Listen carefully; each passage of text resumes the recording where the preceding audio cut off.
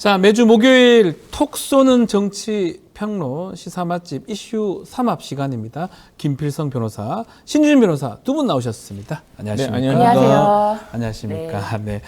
두 분하고 있으면 편합니다. 삼변 시대 같아요. 세 사람 변호사이기도 하고 또 같은 또 시대를 또 살아오다 보니까 생각하는 것도 비슷한 것 같기도 하고. 자, 고정 질문으로부터 시작하겠습니다. 두 분 이번 한 주 동안 가장 주목했던 또 가장 인상 깊었던 뭐 뉴스라든지 이슈 어떤 게 있습니까? 우리 신 변호사님부터. 저는 영수회담에서 비선 라인이 가동됐다. 그러니까요. 네, 근데 그 비선 라인이 나온 대화가 너무 구체적인 거예요. 그래 굉장히 구체적이었기 때문에 그게 실제로 뭐 비선 라인을 통해서만 영수회담이 막 준비가 좀 모든 과정이 이루어진 건 아니고 당초에 그런 라인이 작동했을 거는 맞는 것 같다. 좀 그런 생각이 들면서 그 나왔던 대화들이 뭐 예를 들면은 총리의 이재명 대표의 대선의 경쟁자가 아닌 사람을 올리겠다. 뭐 그런 거라든지 그런 구체적인 대화들이 굉장히 좀 재밌었다. 그런 생각이 들어요. 진짜 같아요. 어때요? 저는 그분 두 분이 그거를 막 말을 맞춰서 우리가 이런 걸 안 했는데 했다고 역할했다고 막 보도를 하자. 이렇게 할 수는 없고 최소한 그 본격적으로 회의에 진입할 때는 뭐 손준호 실장이라든지 다 이렇게 라인이 했겠지만 그 전에 영수회담이 이제 물밑에서 이야기가 나올 때 그 전에는 분명히 어느 정도 일정 역할은 했을 것이다. 그렇게 보여져요. 그냥 없는 얘기를 하진 않았을 것이다. 그래서 이 구체적인 얘기들이 너무 눈에 띄었다라고 말씀 주셨습니다. 우리 김필성 변호사님 이번 한 주 동안 어떤 이슈가 가장 눈에 띄었습니까? 어제까지 뉴스가 연속으로 나왔는데요. 별로 논의가 안 되고 있는 주제인데 어떤 사실 겁니까? 매우 중요한 게 있습니다. 일본에서 지금 우리 그 네이버 자회사인 라인이라는 메신저가 있어요. 우리나라에서는 별로 안 쓰는데 사실 우리나라에서 가장 성공한 소프트웨어 중에 하나입니다. 이게 일단 일본하고 태국에서는 우리나라 카톡 수준으로 많이 쓰는 메신저고요. 동남아에서 상당히 영향을 가지고 있는 메신저여서 지금 세계적인 기준에서 봐서도 그 동남아시아 쪽에서 가장 강한 영향력을 갖고 있는 메신저 중에 하나라고 하는데 이 메신저를 개발한 것이 네이버의 원래 자회사였던 일본의 자회사에서 개발을 했던 거거든요.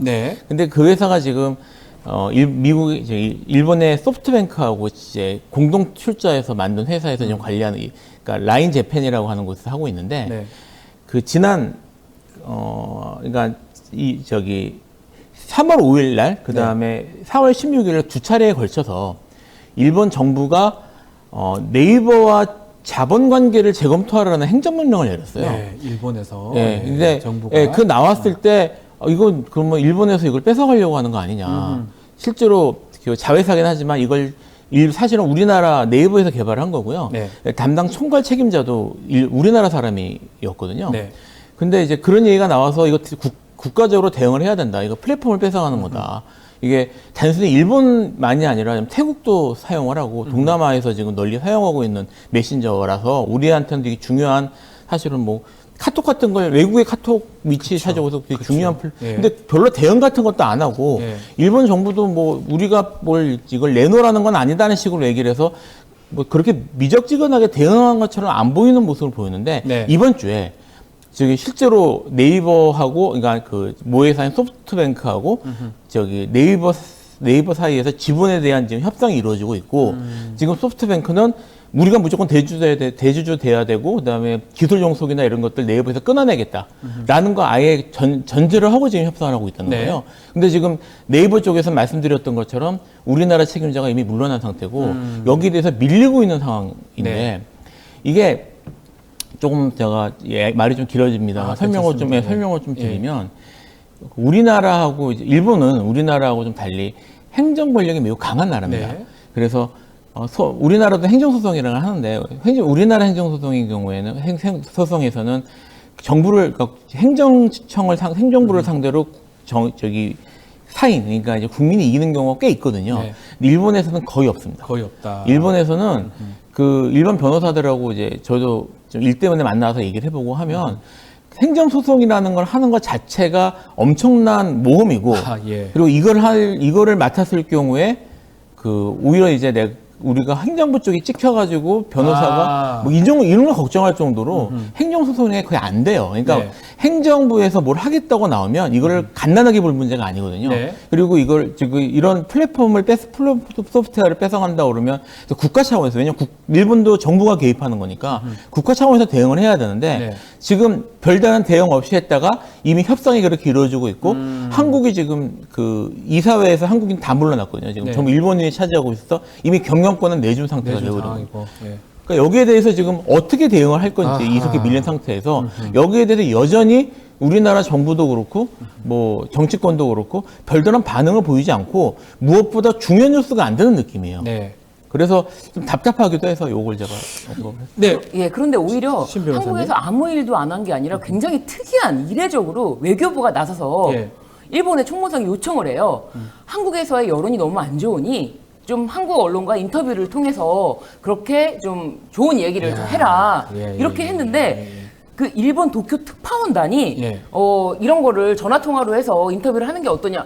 우린 거절이다. 이렇게 하면은 일본의 이야기를 우리가 한국에 전달하는 것밖에 안 된다라고 하면서 도쿄 특파원단이 그런 걸 거절했습니다. 네. 이건 맞지 않다. 그런데 외교부가 나서서 한국의 한 언론사 중앙일보와 일본 총무성을 연결해줘서 전화 통화로 그렇게 일본의 입장을 보도를 해준 거예요. 네.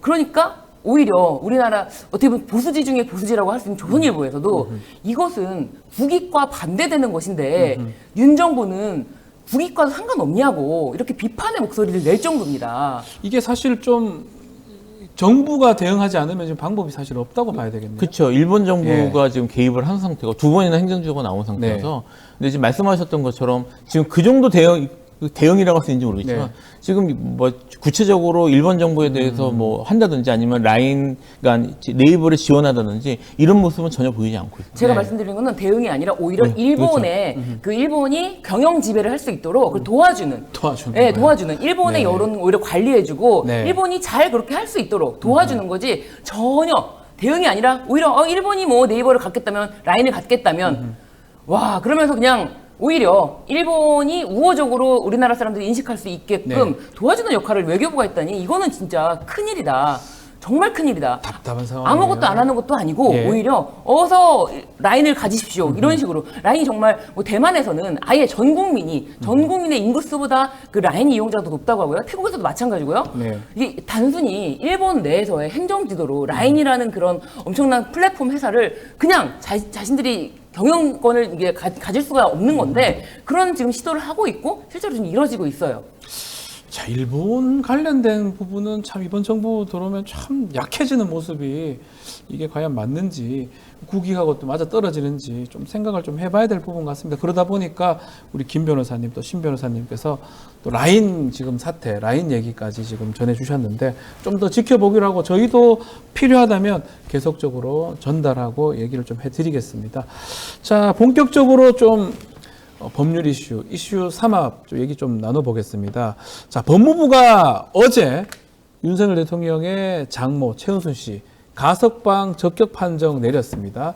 결국 14일 날 석방이 됩니다. 어떻게 보셨어요? 예상 좀 하셨습니까? 네. 지난달에 보류 판정이 나오지 않았습니까? 네.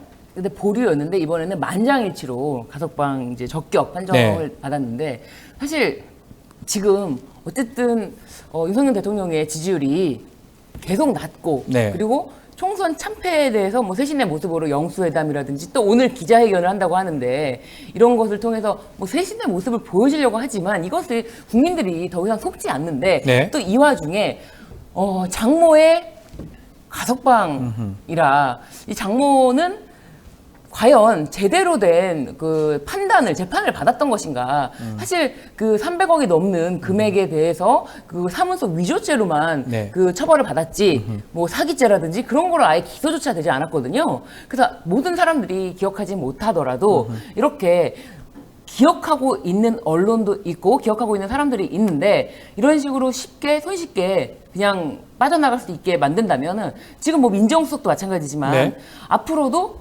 대통령 관련된 모든 이슈는 어떻게 하면 빠져나갈 수 있을까? 그것에 골똘하지 않는 것인가? 그런 생각이 좀 들어요. 그래서 이거는 누구를 위한 것인가? 네, 가석방이라는 것도 사실은 뭐 정무적 판단으로 봤을 때는 지금 굳이 사실 뭐 7월 달이면은 만기 출소가 될 텐데 얼마 안 남았는데요. 네, 예. 지금 굳이라고 할 텐데 그 아랫 사람들이 어떻게 보면 더 열심히 보필을 하는 게 아닌가 싶기도 하고요. 예. 네, 대통령- 법무부 권한이에요. 법무부에서 법무부 권한이죠. 결정을 하는 거고 네. 말씀대로 7월이면 만기 추소가 되는 상황인데 네. 굳이 이렇게 심기 경호가 있듯이 이 심기 가석방이 아닌가. 네. 심기 가석방 네. 어떻게 보십니까? 뭐 일단 정황만 놓고 이제 상황만 놓고 네. 보면요. 이제 2024년 2월에 네, 가석방 심사에서 부적격이 나왔습니다. 맞습니다. 네, 하고 이제 아까 말씀하셨던 23일 제가 이제 일지를 찾아봤거든요. 23일 날 보류 결정이 나서 그때는 이제 심사 보류가 돼서 이제 어제 이제 가석방 재심사가 돼가지고 만장일치로 만장일치. 네. 석방 결정했다고 하는데 그러면 2월하고 5월 사이에 뭐 이제 뭔가 결정적으로 변할 만한 뭐 요소가 있었어야 되겠죠. 그 3개월이 안 뭐 되는 한두 기간- 달 사이에. 네, 두 달 사이에. 예. 뭐 이제 그 사이에 중요 이벤트는 총선밖에 없었습니다. 그래서 예. 총선 때문이 아닌가라고 의심할 수밖에 없는 상황이다. 이게 사실 그때 아슬아슬하게 안 됐는데 이번에 아슬아슬하게 됐다 그러면 뭐 한두 명 정도가 생각을 바꿨다고 볼 수도 있겠지만 만장일치로 됐다는 점에 있어서 네. 그 점에 있어서 사람들이 좀 의구심을 충분히 가질 만한 상황이다라는 거 하나 말씀을 드리고요. 사실 이 이슈에 대해서 제가 한 가지 말씀드리고 싶은 게 있는데 네. 그 전에도 계속 무슨 사회적으로 이슈가 된다거나 아니면은 뭐 검찰 개혁 뭐 이런 뭐 수사권 분리 이런 얘기를 할 때마다 검찰 쪽에서 들고 나왔던 주요 카드가 뭐였냐면 위원회 설치였습니다. 예, 예. 그러니까 무슨 뭐 수사심의위원회, 무슨 심의위원회 이런 것들에서 우리는 심의위원회 같은 걸 만들어 가지고 이 위원회를 통해서 공정하게 하고 있다. 그러니까 우리는 이미 공정성을 위해서 이렇게 노력하고 있으니까 뭐 이제 뭐 검찰에 대한 오해를 거두어 달라 또는 그렇게 굳이 제도까지 바꿔만 살 필요가 없다라는 얘기를 많이 했는데 사실 지금 우리가 지금 말씀드렸던 뭐 수사심의위원회나 이런 심의위원회들은 거의 전부가 법적 근거가 있는 게 아니라 그냥 내부적으로 자기들끼리 뭐 훈령이나 이런 거를 만드는 것들이에요. 네. 근데 가석방 심의위원회는 차관이 위원장이 돼서 있는 법적 기구입니다. 당연직입니다. 네, 당연직에 차관이. 있는 기구인데 이런 법무부 그다음에 검찰에서 만드는 위원회가 얼마나 공정성 또는 공정성에 있어 취약한지를 이번에 보여줬다고 저는 생각을 해요. 네. 그러니까 제가 이야기를 왜 꺼내냐면 이제 앞으로 또 검찰 개혁 이런 얘기를 하면서 좀 이게 이제 이슈가 될 가능성이 높으니까요. 하면서 뭐 이제 또 공방이 이루어지고 그럴 때마다 이제까지 검찰이 했던 것처럼 위원회 설치, 뭐 수사심의위원회 설치, 뭐 이런 것들을 뭐 법제화하겠다, 뭐 이런 것들을 뭐 외부 참여를 늘리겠다, 네. 이런 얘기가 또 나올 거거든요. 네. 그런 것들이 그런 방식들이 왜 검찰이 선호를 하는지 그리고 그런 것들이 과연 공정성을 담보할 수 있는지를 이번 걸 보면은 이게 안 되는 거구나. 법정 기구임에도 불구하고 불과 한두 달 전에는 안 되던 게 만장일치로 됐다. 이게 무슨 공정한 거냐? 네. 이 말씀이에요. 네, 그 말이에요. 그러니까 법정 기구면 뭐 하냐? 예, 그러니까 이후 전국에서 뭐 검찰 개혁이나 아니면 사법기구 네. 개혁에 대한 얘기가 나오는데 뭐 검찰이 주도해서 만드는 또 법무부가 주도해서 나오는 위원회의가 나오면 저건 안 되는 거구나. 이렇게 눈여겨 봐라. 네. 저는 궁금한 게 이 뭐 부적격됐던 거 또 보류했던 거를 만장일 적격 이 부분도 참 말이 안 되지만 굳이 한두 달 7월까지 제가 좀 감옥에 안 가 있어서 네. 몰라서 그런지 몰라도 저라면 그냥 오늘 기자회견도 있고 쭉 있는 게 오히려 낫지 않나요? 뭐 그래야 당연하죠. 별말 없을 것 같은데 이게 그래야 정무적으로 역풍 부릴 수 그렇죠. 있잖아요. 그게 이거. 맞다. 이게 네. 뭐 지금 당장 마음은 불편하실 수도 있어도 네. 지금 이렇게 나오는 게 국민적 여론도 그렇고 정무적으로 그렇죠. 이 판단이 맞다라고 할 수 있겠지만 5월이 무슨 달입니까? 어버이날입니다. 어제가 어버이날입니까? 그렇습니다. 선물입니까 그러면? 그렇죠. 우리 모두 어버이날 때 뭐 했습니까 부모님한테? 이렇게 딱 이렇게 교도소에서도 내보낼 수 있는 그 정도의 어떤 큰 선물, 네. 어버이날의 맞춤 선물이라고 저는 좀 생각이 듭니다. 그거 지금 아마 민주당에서 누가 논평을 한 걸로 지금 알고는 있는데 어버이날 선물로 드린 것이다.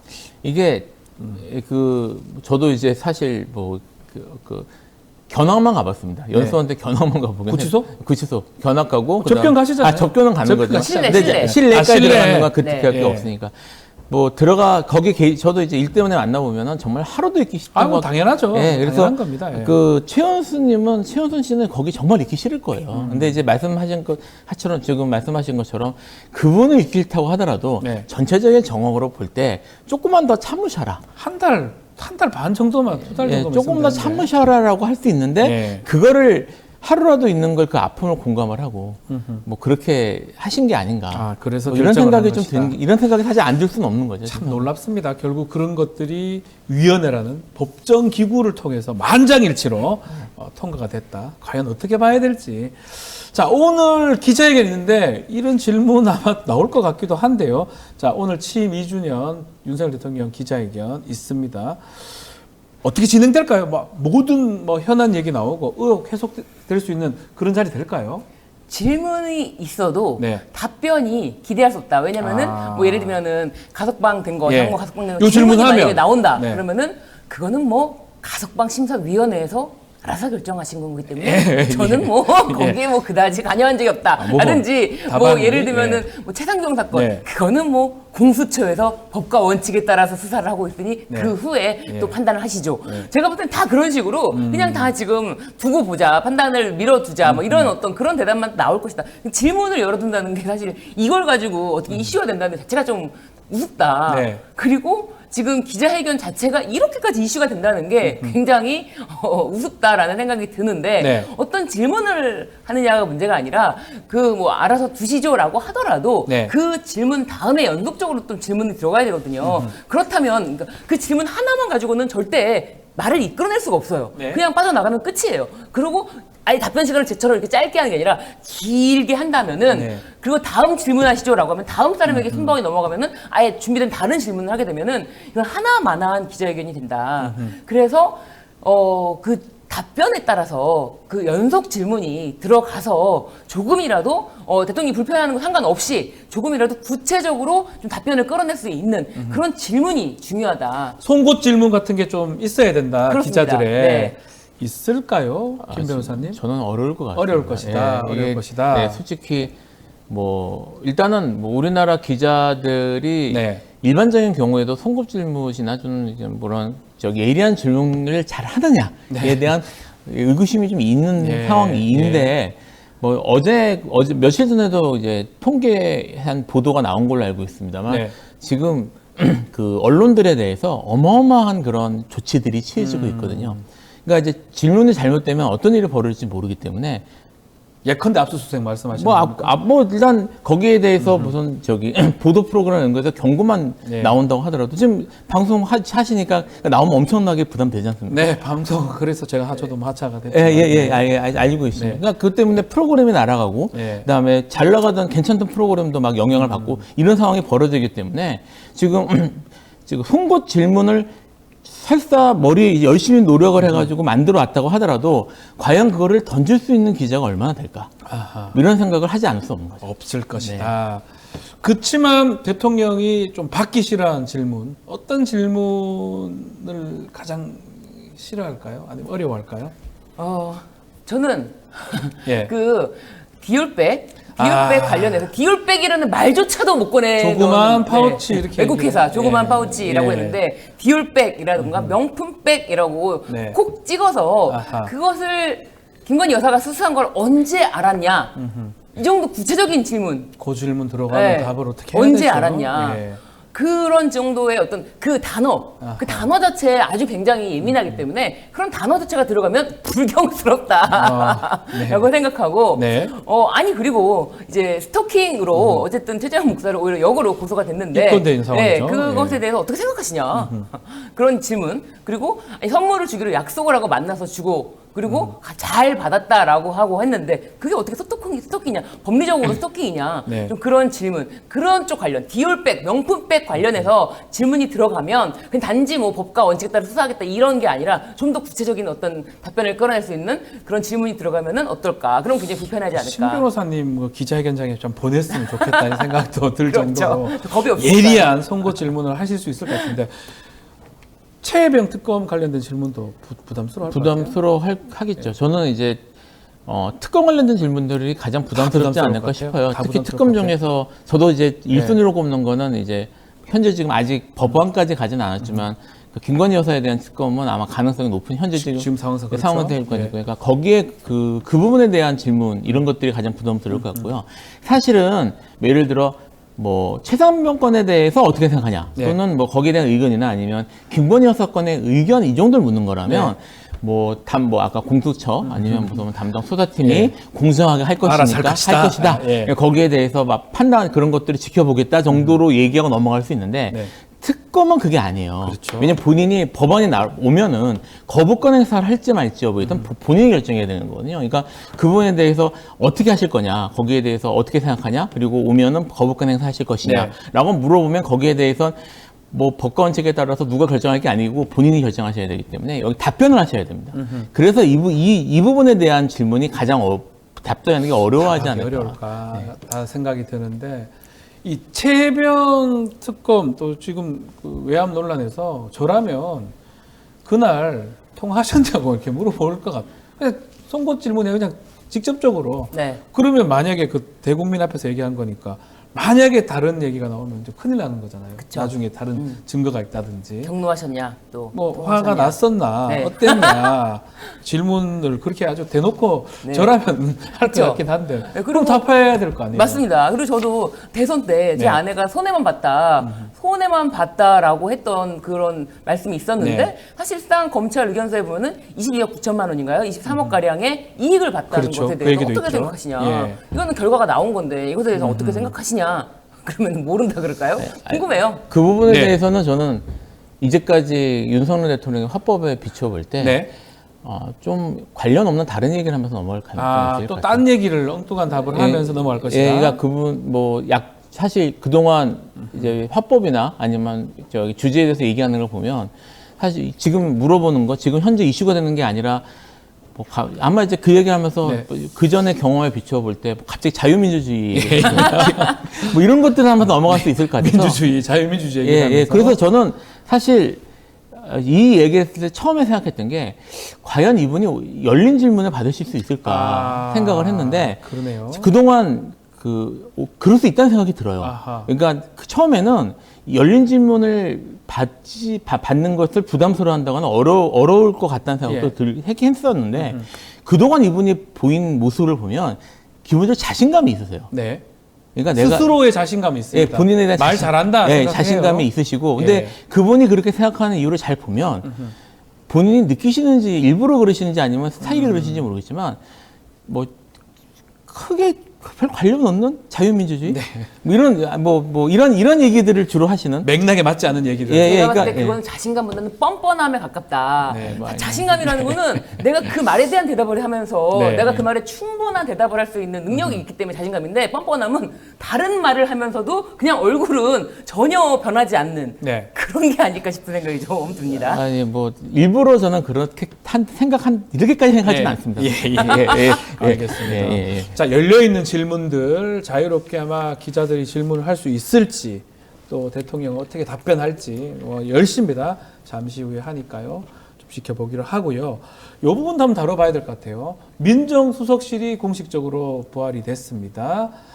뭐 세평 검증, 뭐 국민 신상 털기 이래서 안 된다라고 그래서 대선 공약할 때 폐지한 바가 있는데 이번에 다시 부활을 시켰어요. 어떻게 봐야 됩니까? 저는 윤 대통령이 이 말을 한 게 굉장히 인상적이었는데 그 민정수석이 정보를 다루는 부서이기 때문에 법률가가 맡아야 한다. 정보를 다루는 부서이기 때문에 법률가가 맡아야 된다. 그것도 검사 출신이고 지금 김앤장 출신 변호사가 맡아야 된다. 이것에 대해서 동의할 수 있는 사람이 누가 있을까요? 그리고 민심 청취 기능을 강화하겠다면서 정보를 다루는 이거 굉장히 저는 이 말을 듣는 순간 그 범죄 정보 정책 그 수정관실 있지 않습니까? 범정이라고 그랬죠. 범정. 그 총장 시절에 범정을 통해서 많은 문건을 생산하고 그 뭐 예를 들면 뭐 장모 대응 문건이라든지 뭐 판사 사찰 문건이라든지 이런 거를 많이 만들어냈는데 그때가 제일 편했다. 그때가 네. 일을 제일 잘했다라는 생각을 하는 것 같아요. 그렇기 때문에 직접 그런 느낌이 들어요. 이것도 그때 당시에 수정관실 범정에서처럼 그런 정보들을 수집해서 좀 더 구체적이고 직접적인 이야기를 내가 듣고 직접 듣고 내가 구체적으로 지시를 직접 할 수 있는 부서가 필요하다라고 네. 생각을 한 거지 민심과는 아무런 관계가 없다. 그래서 과거 자신이 지휘했던 검찰총장식으로 딱 상명하복. 그러니까 지금 제가 봤을 때는 그 최상병 사건에서도 어떻게 보면은 지시는 제대로 이제 제 생각입니다만 네. 대통령의 지시는 제대로 들어갔는데 이제 과거 검찰총장 시절처럼 얘기를 했는데 그것이 이행되는 과정에서 모두 다 착실하게 착착착착 수행을 했는데 그 마지막 단계인 박정훈 대령이라는 변수가 나오면서 모든 일이 어그러지면서 네, 박정훈 대령이 심지어 재판까지 받고 있는 상황이 되면서 모든 국민들이 분노하게 되는 상황인데 그렇게 변수가 없는 검찰 조직을 다시 활용해야 된다. 통제하는 그런 네. 기구로 그렇습니다. 민정수석실을 만드는 것이다. 네. 이렇게 보시는 거군요. 네, 그렇습니다. 그래서 나랑 손발을 맞추려면 최소한 이렇게 검찰의 논리를 다 이해할 수 있는 사람이어야 돼라고 생각을 하고 그리고 무엇보다도 이제 기존에는 법무부에서 네. 다 한동훈 법무부 장관 시절에는 다 통제가 가능했다고 생각했는데 지금 다 알다시피 한동훈 전 비대위원장이랑은 사이가 안 좋아졌다. 네. 그런 이야기가 있는 것처럼 지금 다시 그립감을 강하게 쥐고 검찰 조직의 어떤 흔들림 없는 지위를 구축하려면은 민정수석이 검찰 출신이어야 한다라는 것에 대해서는 뭐 이렇게 변명한 것 같아요. 정보를 다루는 부서이기 때문에 법률가가 맡아야 된다. 네. 그러다 보니까 신임 민정수석은 김주현 전 차관입니다. 연수원 선배죠. 네. 그리고 민정비서관, 공직기관 비서관에 이동옥 대변인, 행안부 대변인. 근데 이원모, 이번에 떨어진 이원모 네. 이 대통령실 인사비서관이 내정이 됐는데 네. 인선도 한번 평가 좀 해주십시오. 어떻게 봐야 됩니까? 사실 이제 네. 지금 아까 말씀하신 거하고 연결돼서 네. 지금 그런 목적으로 지금 만드는 게 아닌가라는 예. 생각이 의심이 이제 들 수밖에 없다. 없는 상황이죠. 예. 있는 게 만약에 이게 지금 했던 소통이 정말 문제였다면 네. 소통이가 이유였으면 네. 소통과 관계된 인물들이 들어가야 되는 건데 예. 근데 지금 보면은 법률가들 그것도 검찰 출신에 오히려 이제 아까 말씀 그립감이 강하게 느껴질 수 있는 이런 인물들이 들어갔단 말입니다. 사실 이게 뭐 민정수석실을 부활하는 것 자체가 그 자체가 잘못됐다고 보기는 어려워요. 네. 왜냐면 원래 그 전에 있었던 조직이고 그 업무를 처리하는 조직이 있어야 되니까요. 그렇죠. 사실 지금 뭐 여러 가지 뭐 추측이 나오는 이유가 뭐 이거 다 추측에 불과하긴 하지만 추측을 바탕에 되는 이제 사실관계를 좀 볼 필요가 있는데 예.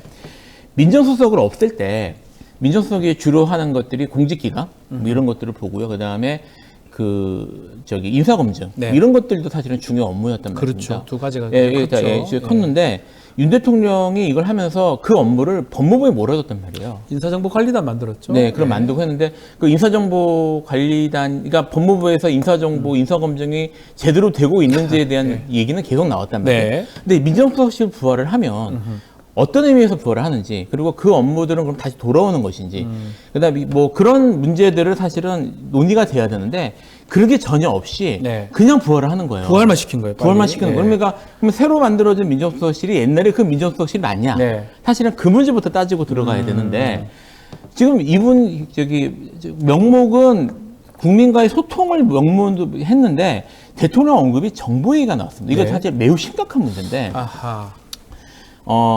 지금 인사정보, 다시, 옛날에 이제 민정수석실에서 그 인사검증 정보를 사실 어느 정도 들여다보고 인사검증했다는 건 정보를 다뤘다는 말이긴 한데. 그렇죠. 여기에 말하는 인사검증 정보는 어떤 의미냐면 공직자로 올 사람의 한정에서 네. 그 대부분 사실 그 동의나 이런 걸 받고 진행하는 그런 정보 작업이에요. 인사 검증할 때 정보 작업을 하는 정보 거예요. 작업인데 예. 지금 얘기하는 건 그런 그런 인사검증에 관련된 것을 저쪽에서 지금 법무부에서 가져온지 여부에 대해서 확인이 안 된 상태에서 그냥 정보를 여기서 다룬다고 하면 네.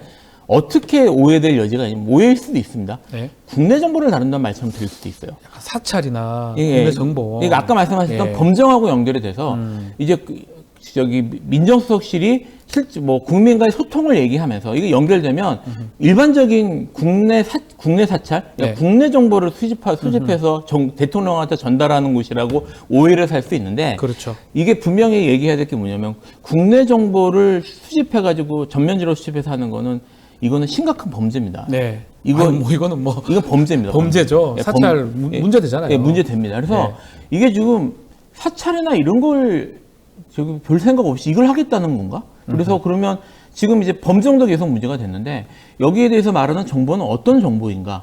이런 것들을 생각할 수밖에 없는데 거기에 대한 해명이 없는 상태에서 이런 인물들이 지금 대수 왔단 말이에요. 검사들. 네, 이런 사람들이 왔단 말이에요. 그러니까 그러면 민정수석실을 통해서 청와대가 직접 국내 정보를 수집하고 그리고 이와 관련된 뭐 정보원부나 이런 것들을 다루는 그런 아까 이제 검찰이나 이런 곳들하고 직접 소통을 하고 정보를 주고 있으면 그런 데를 통제할 수밖에 없게 되거든요.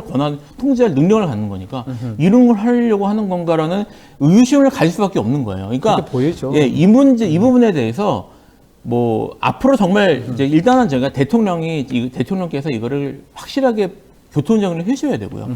이거 국내 정보 하지 않는다. 그 다음에 이거 정보 문제는 이렇게 할 것이고 민정수석실은 이 일만 할 것이다라는 거를 정리하시는 게 먼저 필요하고요. 만약 그게 안 되면 국민들이 이 부분에 초점을 맞추고 계속 지켜봐야 됩니다. 네, 지켜봐야 될 부분이다 생각이 듭니다. 자, 이런 가운데 이원석 총장이 김건희 여사 명품백 수수 의혹 사건 이거 조사 엄정하게 수사하겠다라고 하는데 이것도 우리가 한번 다뤄봐야 될 것 같아요. 왜 이렇게 움직인다고 봐야 됩니까? 이현석 검찰총장으로서는 이제 임기가 9월에 만료가 되는데 사실 지금까지 거의 뭐 식물총장이다 할 정도로 별로 눈에 띄지는 않았어요. 심지어 검찰총장이 누군지 있었는지조차도 의문이 들 정도로 아무런 존재감이 없는 그 무색무취의 느낌이었나라는 생각이 들 정도였고 근데 본인이 임기 만료 전에 도대체 이렇게 아무것도 안 하고 나가는 것에 대한 자신의 어떤 부담이 스스로 있을 수가 있다고 보여지고요. 그리고 이분이 약간 좀 재밌는 부분이 작년 12월인가요? 굳이 이제 서울의 봄 영화를 보고 그 인증 사진을 찍어가지고 이제 검찰 내부망 이프로스에다가 올리면서 자신이 과거에 전두환 대통령 재판받은 거를 직접 방청을 했던 사람이다. 연수원 때. 그거에 대해서 기고글도 사법 연수원에 썼고 이런 거를 아주 쭉 그냥 구구절절하게 했던 사람이에요. 근데 서울의 봄 영화는 굳이 좌파 영화다라고 하면서 좌표를 찍고 보지 말라고 국민의힘에서 그러는데 뭐 이분 정치인은 아니지만 이제 어떻게 보면은 대통령이 검찰총장임에도 불구하고 자신은 또 자신의 행보가 있다라는 그런 느낌을 살짝 보여준 게 아닌가 싶을 정도의 어떤 행보였거든요. 그런 행보가 있다. 그랬는데 이번에 명품백 수사를 하고 있는데 사실 명품백이라는 거는 국민들에게 인식하기 가장 쉬운 고리예요. 명확하잖아요. 명품백을 왜 받았어? 그걸 왜 받았어? 300만 원짜리 명품백을 왜 받았어? 선물이라잖아요. 심지어 지금 대통령 기록물로 되어서 국고에 기속되었다고 이철규 의원은 그렇게 변명을 했어요. 그거를 오히려 반환하는 것이 국고 횡령죄다. 이렇게까지 변명을 했어요. 참 논리가 하여튼 많은데 그럼에도 불구하고 이걸 수사를 한다는 거는 이제 어쨌거나 자신이 후임 총장에게 부담을 넘기지 않겠다라고 하는데 이것에 대해서 사실은 뭐 엄정하게 수사를 한다면 이거는 공무원의 아내기 때문에 배우자이기 때문에 공무원, 대통령까지 다 이야기가 수사가 되어야 되는 건데 뭐 서면 수사로 그냥 몇 마디 그냥 그 변명 박절하지 못해서 받았다라는 변명으로 제대로 수사가 될 것인가?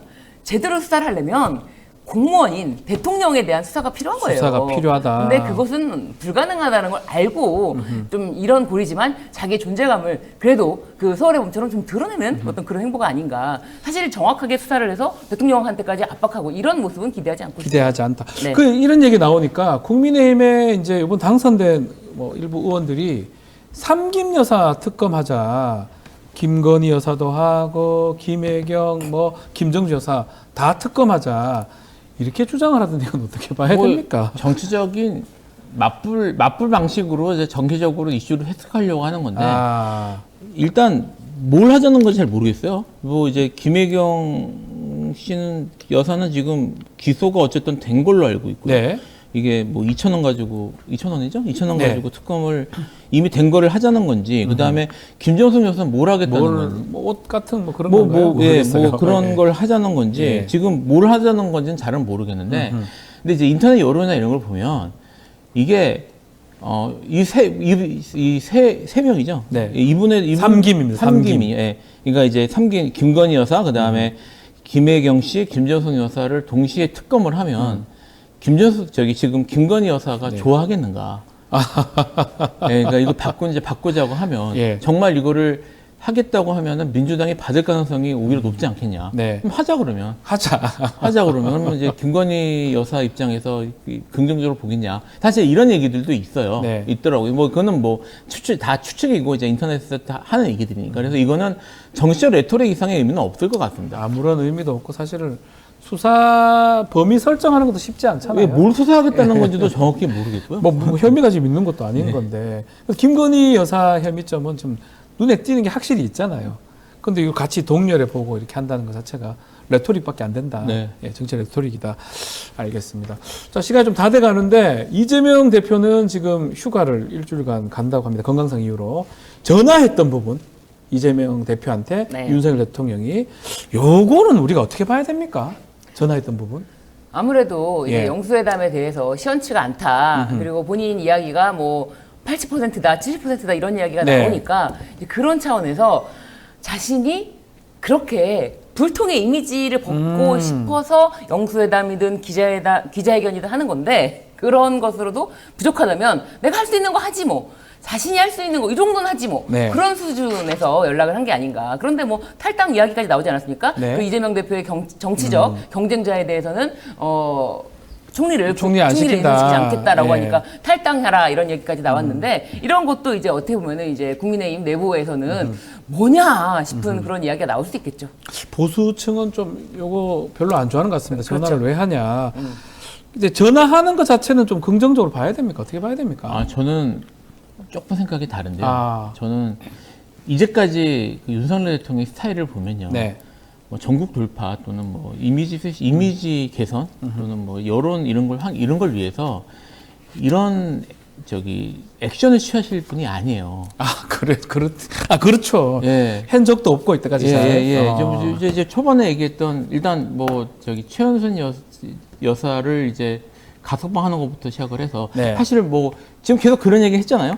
제가 봐서는 이분이 그 대통령께서 전화를 하신 거는 대통령 성격으로 봐야 될 것 같아요. 성격이다. 이분이 기본적으로 이제 총장까지 그러니까 특수부 출신으로 총장까지 하셨고, 그러니까 보스를 오래 하신 분이에요. 보스로서 이게 자기의 특정 분야에서는 대범함을 보여주고 싶은 생각을 갖고 계신 분이라는 것 같아요. 제가 봐서. 그래서 이분 뭐 전화 한번 하지 뭐 내가. 전화 한번 하지 뭐. 전화할 수 있는 뭐 내가 그 정도로 내가 화통한 사람이야. 뭐 이런 건 내가 해줄 수 있어. 정도의 생각에서 큰 그런 뭐 아까 말씀하셨던 것처럼 무슨 영수회담의 결과 이런 것들에 대한 뭐 그런 고려나 이런 거 없이 이번 스타일상 뭐 아프다니까 전화 한번 해주지 뭐. 내가 얼마 전에 봤잖아. 근데 이 사람하고 크게 뭐 그럴 일 없으니 이런 생각을 하셨을 가능성이 높을 것 같습니다. 약간 즉흥적으로 그냥 전화한 것이다. 이렇게 큰 의미는 없다. 의미는 없다. 그거 맥락은 비슷한 것 같아요. 큰 의미는 없다. 자, 그 마지막으로 이 특사 얘기 좀 전에 하긴 했었는데 이런 논란은 왜 자꾸 불거진다고 봐야 됩니까? 그렇다면 뭔가 대통령실에서 보수층이 안 좋아할 만한 뭐 이런 것들이 좀 있다고 봐야 됩니까? 어떻게 봐야 됩니까? 이게 비선이라는 말이 사용이 되는데요. 뭐 비선이 문제되는 거는 행정 절차나 아니면 국가 통치에 있어서 사실은 이제 뭐 전혀 책임지지 않는 위치에 있는 사람들이 뭐 공적인 책임이 없는 사람들이 개입하는 게 심각한 문제인 거고요.